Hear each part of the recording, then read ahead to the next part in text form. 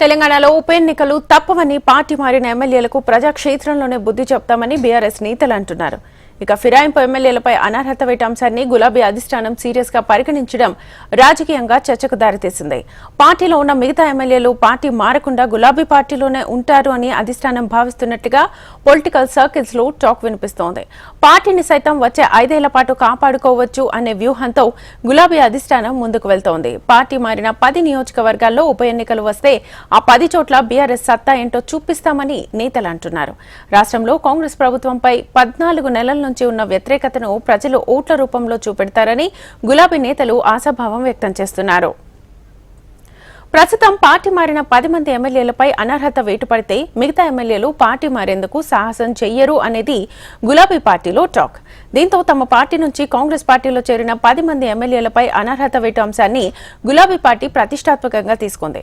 సుప్రీంకోర్టులో ఇచ్చే తీర్పుతో తెలంగాణలో ఉప ఎన్నికలు వచ్చే అవకాశం ఉందన్న చర్చతో పాటు పార్టీ మారిన ఎమ్మెల్యేల్లో గుబులు పట్టుకుందట.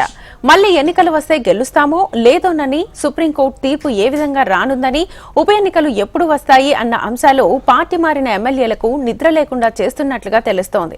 ఏది ఏమైనా పార్టీ ఫిరాయించిన ఎమ్మెల్యేల భవితవ్యం త్వరలోనే తేలనుంది.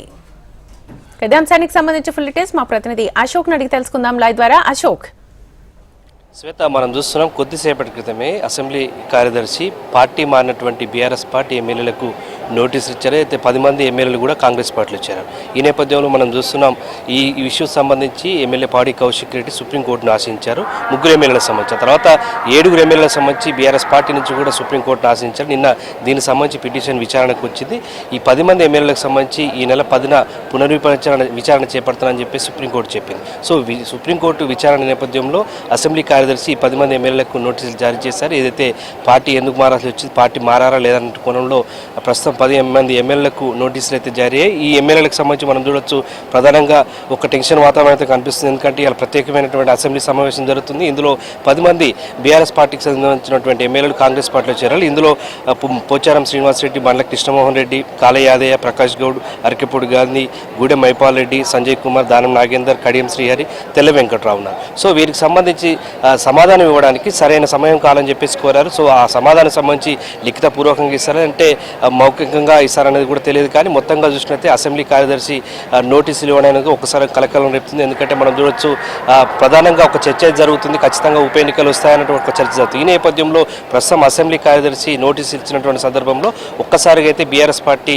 ఎమ్మెల్యేలకు సంబంధించి కలవరం మొదలైందని చెప్పుకోవచ్చు. కాంగ్రెస్ పార్టీలో చేరినటువంటి ఎమ్మెల్యేలకు సంబంధించి మొత్తంగా చూసినట్లయితే దీనికి సంబంధించి బీఆర్ఎస్ పార్టీ ఇంకా మరింతగా ఫైట్ చేసే అవకాశం కనిపిస్తుంది. ప్రభుత్వం నుంచి అయితే ఇప్పటివరకు ఇంకా ఎటువంటి ప్రధాన కాంగ్రెస్ పార్టీ నుంచి అయితే ఇంకా దీనిపై ఎటువంటి క్లారిటీ మనకు రాలేదు. Shweta. Right Ashok, thank you.